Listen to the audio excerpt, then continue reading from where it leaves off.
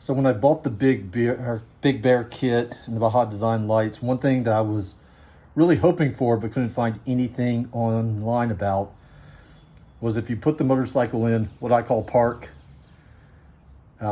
where in the stock headlights the little HD symbol glows. I was wondering if the Baja Designs yellow LEDs would glow instead.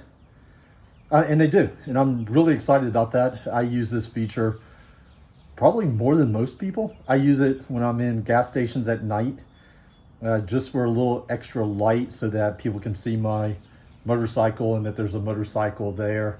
So hopefully they don't hit me as they pull into gas pumps. But that's really a good function. I'm really happy to see that the LEDs do come on when you put the motorcycle in park, and the little Baja Designs light up in yellow as well. Really, really impressive lights.